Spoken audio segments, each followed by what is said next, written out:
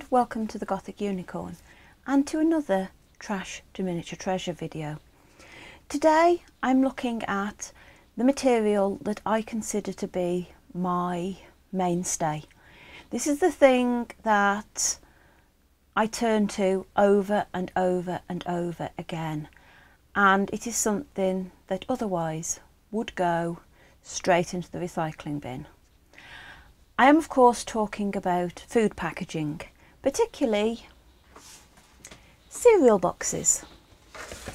Now I've got a couple here that I've pulled out of my stash. Well, one I've pulled out of my stash and the other one has been pulled off the recycling pile this morning. These are great for making miniatures because you get a reasonable amount of material. If you get a good size cereal box, it is a good size piece. If you look at the size of this piece, it's too big for me to get on the camera as it is. It's a good 7.5 inches by 10. Now, for most things, that is quite adequate as a single piece, but you can get bigger boxes than this. If you buy the really big family size boxes, that I don't buy because I don't have anywhere to store them, they're even bigger and they're great. And as long as you're prepared to put a bit of effort in, you can make some really good miniatures. Now, I grew up on a kids' TV show where they frequently made things out of stuff that you would otherwise throw away. The cereal box, the washing up liquid bottle, that's dish detergent, for anybody that's wondering, and of course, good old sticky back plastic. Now, I've never used a washing up liquid bottle in miniature making, and it's rare that I will turn to the sticky back plastic, but a cereal box is definitely always on my agenda. And if you want ideas of things other than what I'm going to make in the video, you can look pretty much anywhere in my video list. My videos are full of materials made from these. Now this is sometimes referred to as paperboard. Sometimes it's referred to as chipboard, but the material that I've bought in the UK that's referred to as that is actually a bit thicker than this. But it's paperboard, it's food packaging, it's free. Well, it isn't free, but if you've eaten the contents, or the rest of your family have, it's a byproduct that definitely needs to be utilised. Now, when I come to use a cereal box, the first thing I do is I prep it. Now, I've generally flattened it when it's in storage because it takes up less room, but then I take it apart because they generally have one seam. If I find the full one, there will be a seam. Yeah, there's a seam down there, and I will take it apart down there, and then I'll have a flat box, and that I cut up using my paper trimmer, which is what's here. You don't need to use a paper trimmer. I just use it because I've got it and because it does make some cuts easier. It's all a matter of preference. You don't need a paper trimmer. You can do it with scissors if you can cut a straight line. You can do it with a knife and a ruler. I've got it, I use it. And what you're generally left with is 4 pieces, 2 sides and a back and a front. Now my back I ripped it trying to get it unglued. So I've cut that off, so I've still got a good sized piece there. But this bit won't go to waste for the moment. These are all the tabs from the top and bottom, and that will go into my scrap box. And then some of them will get used for putting glue on. That's what my little pieces of cardboard that I put glue on are these sort of things. Or if I'm making something smaller, I can always punch a piece or cut a piece from it. So I'll put those aside for now, and the bits that are left over, I've got a recycling bin by me. I put them in there. They still go in the recycling. Nobody looks at it, whether it's in one piece or less, and it will hopefully live again. So, as I say, I'm now left with my reasonable sized pieces. That one side has been cut down again because there was glue on it. So I just trimmed that off. So I lost maybe a half to 3/4 of an inch off there, but I've still got a reasonable piece. Now this allows me to do floorboards because I've got a good length. I can use the height of the box to give me my length for my floorboards, which means I'm not having to stick down so many pieces at 1/12 scale, which is always good. So the first thing we're going to do today is we're going to make a very basic piece of furniture. Now I'm doing this because I think this is something that anyone can have a go at, and it's a piece that everybody will recognise because it's a piece that is quite frankly overdone. They're everywhere. You can buy them in miniature made of wood. I've got one in my collection, but it's also something that you can make yourself. And this is a cube shelf unit. Now obviously the most known version is the IKEA version, the IKEA Kallax it is at the moment, and hopefully that's how you pronounce it. If it isn't, I do apologise, but I'm not Swedish, nor do I claim to know how to pronounce Swedish words. But that is what we're looking at, is that cubed furniture. And you can make it just from this. So I'm going to prepare some pieces, and then we're going to start making a piece of furniture. To make my cube shelf unit, I am going to be using 3 pieces of the cereal box stuck together. Now I'm just doing that really simply with some of my favoured glue, spread thinly across the pieces and then them stuck together. Now this isn't technical. The only thing you need to do is you need to make sure that it all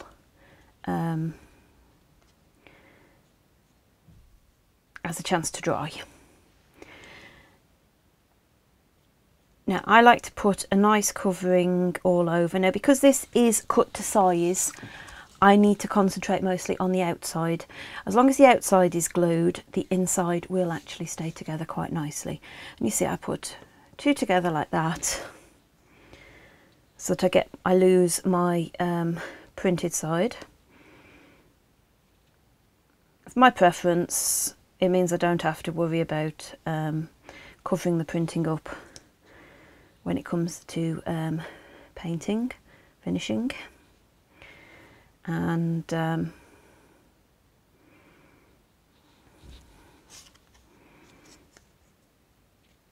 add the third one. So I've got a little pile that has got the raw colour, for want of a better phrase, on each side.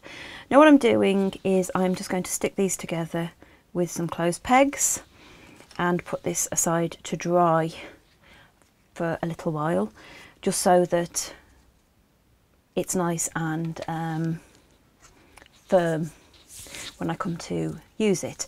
Now I've cut my pieces, and I actually cut all the pieces before I glued them. I do this because it is actually easier, especially when you're going into multiple thicknesses. It just makes it easier to cut. Obviously the more you get, the harder it is to cut through it cleanly. So what I decided to do was I decided to cut my strips with a standard measurement, which was actually 1.5 inches. My paper cutter is marked up in 1/2 inch increments, and I just used that. I've actually checked with the IKEA unit, and with the IKEA one, the depth is actually more than the front opening, shall we say. So it's not actually truly a cube, it's more of a cuboid, but you know, it's one of these things where you've got a little bit of miniaturist license, a bit of artistic license.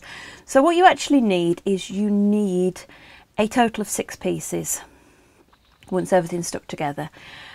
This piece I've done to a height of 66 millimeters, and these are going to be my top and bottom when it's put together. I've then got 3 pieces that are my depth by 62 millimeters, and then I've got 2 pieces that are my depth by 30 millimeters. This is going to give me a internal square, when you look at it, of 30 millimeters, which I think is probably a roundabout equivalent to the IKEA Kallax, which is about 13 inches square, if I remember rightly. It's actually a really simple design with only these mounted pieces. I am just making one with 4 cubes. You can do the bigger ones if you want. It just takes more working out. I've gone for the measurements I've gone for to allow for the thickness of my 3 layers of the cereal box. I put 3 together, I measured them, it's approximately 2 millimeters, so that's given me my room for manoeuvre, shall we say. So I'm going to wait for my last piece to dry, and then we'll come back and we'll start putting this together. To prepare for the construction, I have marked my pieces with some lines. This is where the different pieces will have to fit in together. So on the smaller piece, this is the 62 millimeter length piece, I have done marks at 30 and 32 millimeters, and then on the longer piece I've done them at 32 and 34 millimeters. This is just so I get even cubes in my cube furniture. I have also stuck together my first 2 pieces. I've got my longer piece, which is my bottom, and I've got one of my side pieces. Now, because of how I'm doing this, I am going to construct it the way that IKEA construct the Kallax, which is that the shelf will be the longer piece, will be the full across piece, and the smaller pieces will be the uprights. It took me a while to work this out, but what I'm going to start off with is I'm going to start off with one of these, my shortest pieces, and I'm going to put glue along the depth of the piece. Now my glue is nice and tacky at the moment, and I'm going to stick this onto there, again ensuring it is at right angles so that I get cubes that look like cubes and not like something wonky. It's actually taken me quite a while to work out the numbers on this because I want it to be right. If you're not so picky, you don't need to worry about the numbers, but I'm afraid there is no getting away from it, that if you want something that resembles something from real life, you need to at least make sure that your legs are all the same length and things like that. So numbers are important. You know, I see a lot of people going, I can't do it, I can't do the maths, I can't work out the the scale. Well, scale isn't easy, but it is easy because it's fractions. If you want something to be perfectly to scale, you get the original measurement in a form that you can work in when it's reduced and divide it by 12. Millimetres are brilliant for that because it's just one thing. Obviously, if you're working in imperial, in inches, and then you have to start getting down into 16ths and 32nds and 64ths, it gets more awkward. But it's doable, it's just numbers. Now the next piece I'm going to put in will be this piece, and I'm going to glue this by putting glue along this one, which is again the depth measurement. It's the shorter measurement on this piece. And my glue is going really tacky, so it's not actually working with me very well. And then I'm going to put more on here, and I think I'm going to have to go and do battle with my glue bottle, which is being a bit temperamental. It's running out. And get some more glue, and what I'm going to do is I'm going to stick that onto there, lining up the lines. I'm going to stick that onto there, lining up the lines, and I'm going to give it a bit of time to dry. I got to scrape out the excess glue, but at the moment it's looking not bad. Not bad at all. The second side piece is my next bit to stick in place, and I'm again going to stick glue onto two separate pieces, two separate edges of two separate pieces. It just makes it tidier. So that is that one and this one.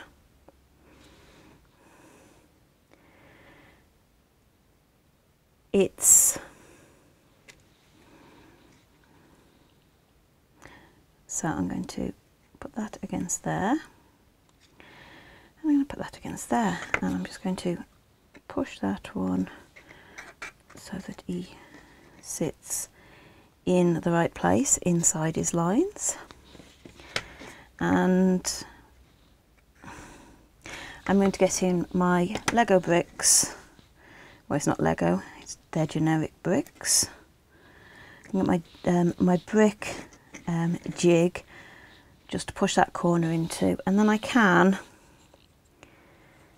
put this one into there just to keep everything lined up. Now again, that is, you know, quite simple. I like simple. I don't like things that are far too complicated.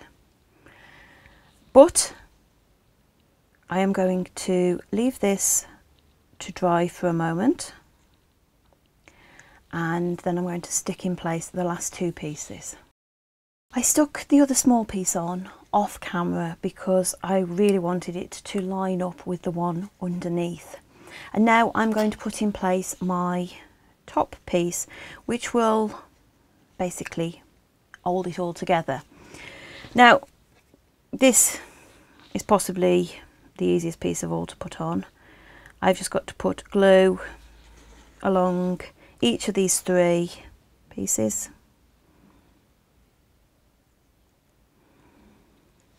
And get it lined up correctly.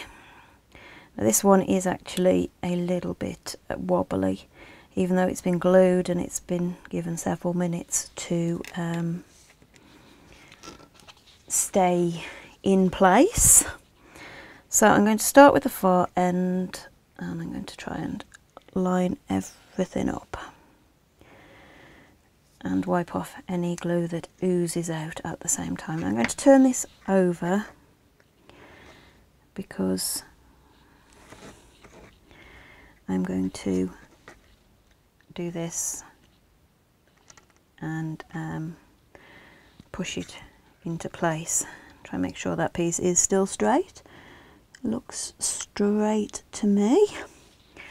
And so I've now got the structure, albeit not set yet, of my cube shelf, which is, you know, a sort of fundamental piece of modern home furnishings, whether you go for an expensive brand or, you know, something that comes from a cheaper store. They all do something similar. I have been round the edges, the raw edges as I like to consider them, with a little bit of glue that has now dried. This just smooths off any imperfections. You don't need to do it if you don't want to. I just like to do it. You could, if you were so inclined, cut little pieces of paper to the right width and glue them on so that it was perfect, but this is close enough for me. Now I have got a little bit of a wonky shelf. I think that is the one that was on the top when I was sticking it together. It managed to move. It's not perfect, but I can live with it. A little bit of chaos, doesn't matter. It's not going to be that obvious once this is in the doll's house. Now I'm bringing in Grandmama. Grandmama stands probably the equivalent of about 5'4", something like that, once you actually get her on the ground and you get her measured up right. And so I have compared, I'm a bit taller than Grandmama would be in real life, not by much but a bit, so I've compared where this comes on Grandmama to where the real IKEA cube unit would come to on me, and I'm happy that height wise and everything it's acceptable. The boxes are a little bit bigger than they might be if it was an IKEA one, but it isn't. It's a me one, and so I'm quite happy with that. So my next step is to prepare this for painting. Now, because of my house, I am probably going to just paint this black. Black is the colour that the IKEA ones come in. Or is it black, or is it a brown black these days? I'm not sure. Anyway, I'm going to start off by putting a coat of Mod Podge over the top. And this Mod Podge is actually a mixture of Mod Podge and black acrylic paint. It provides a nice little undercoat whilst giving it a little bit of extra strength. So that's going to be my next job. I'm going to put that on, and then I'm probably going to leave this overnight so that everything is well and truly dried, set, etc. And then I can paint it tomorrow, and yeah, maybe give it a few finishing touches. Not sure yet, we will see. I allowed the Mod Podge and paint mix to dry overnight, and this is it the following morning. It is so much firmer. There is hardly any wobble now, because it has really helped strengthen the piece. This is one of the reasons why I like using it.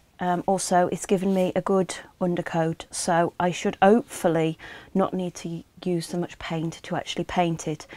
I'm probably going to paint it just with the black paint, and then I may give it another coat of Mod Podge, just the clear Mod Podge, just to give it back a bit of a sheen, because my my craft paint is matte finished. That is purely up to you. If I was doing this in white, I would probably go for a gloss finish, because I just think that looks better in some circumstances. But I think we're going to go for black paint, and then an extra coat of Mod Podge, at least on the outside, to give it a nice bit of a shine. So I'm going to get on with painting, and I will show you when it's done. And here it is, my cube shelf unit. I like how it's come out. Now it's painted and it's actually been Mod Podged. The Mod Podge is a little bit on the rough side. If I wanted a perfect finish, I could sand it down and redo it and all that, but it will do for where I think it's going to go. Now, I could obviously make baskets to go inside the cubes, as you get in the full-size pieces. That would be just a quite straightforward sort of box making procedure. I'm not going to do that at the moment because I don't know exactly how I'll dress it in the future. We may revisit it, I don't know. But I'm going to move on to something that I could use to decorate the top, or as more likely actually with what I've got in mind, this is a piece that's going to be a wall mounted piece, but there's no saying that I couldn't use it as a freestanding piece. So we'll move on to that. For my second piece, I am going to be using a die cutting die. Now, as I've said before, you don't need to use a die cutter to do this. Most of the time, the things that I use are simple enough that you can replicate them using a template, or even freehand in the case of this one. Well, not freehand, you know, you can mark it out yourself with a ruler and then cut it out with a craft knife. This is a frame die that is designed to look like a Polaroid photo frame. This means that it's really easy to replicate because obviously you've got a thin frame on 3 of the sides and then thicker on the bottom. So it's quite straightforward.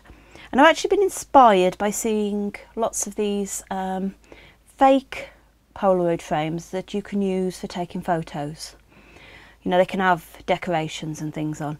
But what I thought was I could turn it into a mirror. And then it'd look quite good having a Polaroid frame as a mirror. So I have cut 2 of these out of my cereal box, and I'm just going to move the die out of the way because we don't need that, and I am going to glue these 2 together.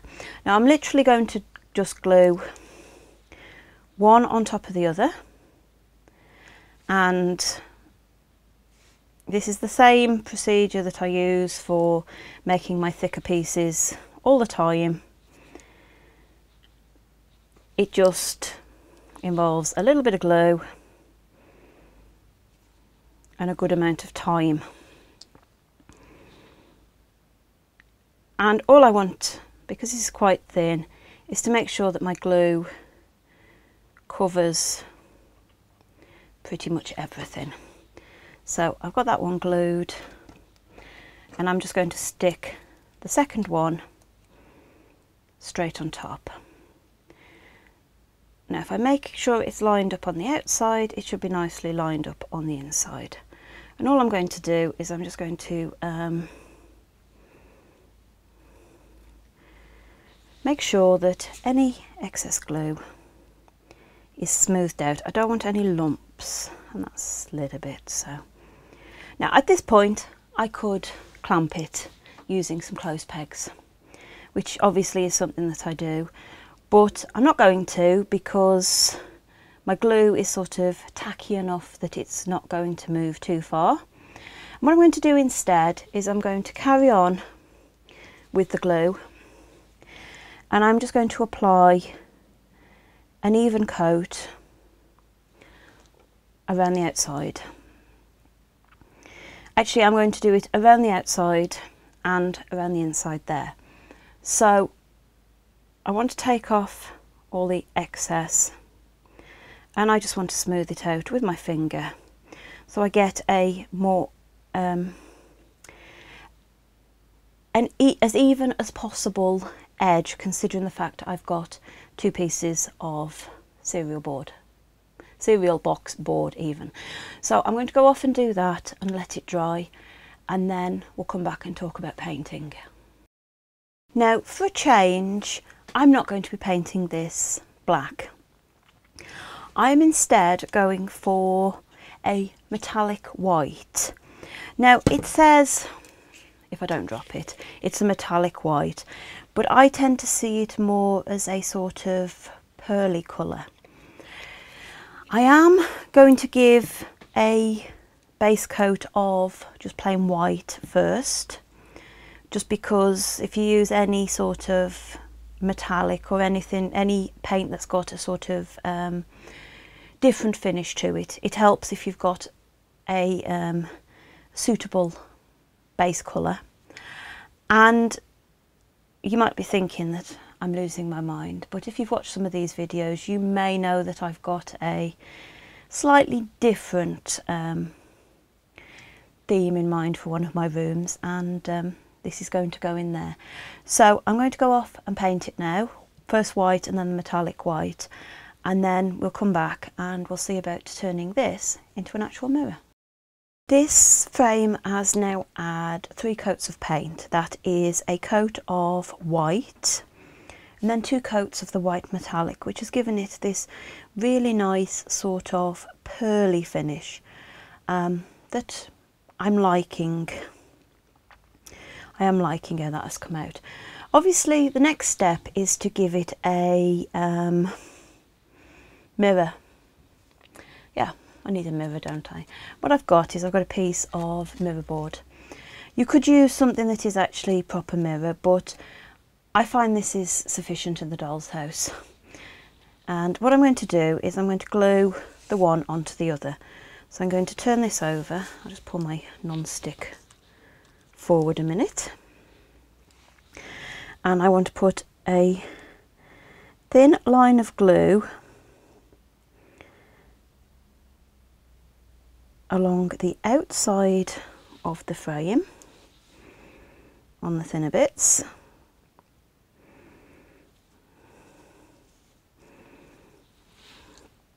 Now I'm putting it on the outside primarily because I want to limit the chance of glue ending up on my mirror. So I'm only going to go sort of 2/3 of the way from the bottom upwards. And I'm going to take that and I'm going to put that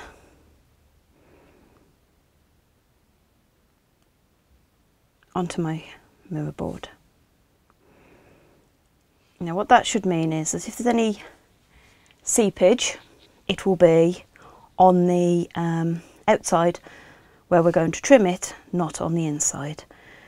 Now this mirror board has actually gone a little bit less than ideal. It's sort of curving a little bit. I don't know why, because the actual piece that I cut it from is quite straight, but I will weight that down a bit and hopefully that will sort matters out. So I'm going to let this dry and then we will trim off the excess, and I've got one more trick up my sleeve. I now have my Polaroid mirror. Could use it as it is, but something I've seen, this was something that I seen for quite a while in scrapbooking, is a Polaroid frame with a bit of decoration. And that also fits with the kind of idea that I had to start doing this, which was those frames you get for taking pictures at parties.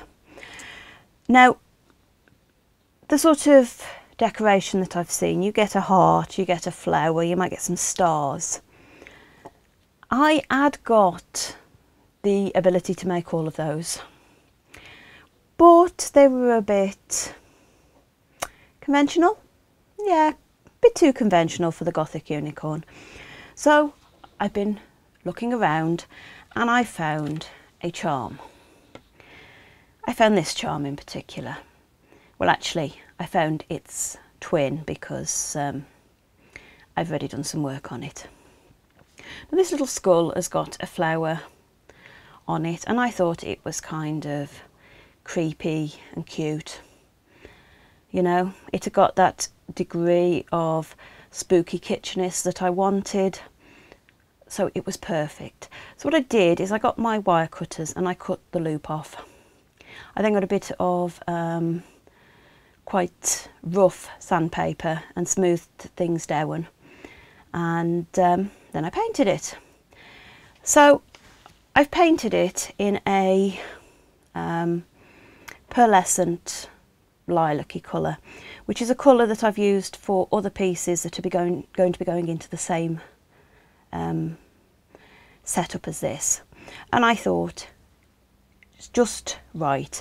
And if I put it into place where I want it on the mirror, which I think is going to be in the left hand corner like that, I think that looks perfect. Now, because this is a charm and it is hollow at the back, I've got to figure out how I'm going to glue it, so I'm going to go off and glue that now, try and figure out a way of making this and this one. And here we have it, my mirror. I started off with part of a cereal box.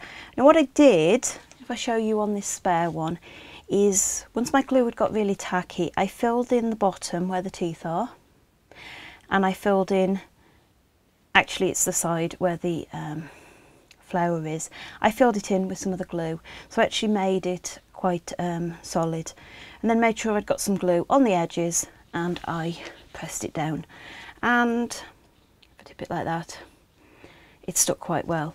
I've also made sure that I've just put a little bit extra glue under the chin just to keep it in place, and I think that's going to work quite well in my doll's house. I like how it looks. It's sort of got the spooky kitsch look that I want, and yeah, quite pleased. Here we have my two finished pieces, my quite straightforward piece of furniture and my slightly more decorative mirror. As I said earlier in the video, if you want more ideas of things to use, food packaging, particularly cereal boxes, there are lots of examples in my playlist. I would have to put most of my videos into a playlist because it is my most used material. And it is so versatile. Yes, it might not last forever, but the way I look at it is, I've had my doll's house for 19 years now. It's now coming into its second incarnation in my hands. Is it going to stay the same forever? Hell no. I will change things, because why not? You don't live in exactly the same house that you put together when you first moved in. You change things. Why not change things in miniature too? So, if you've enjoyed this video, please like, comment and subscribe. And until next time, bye!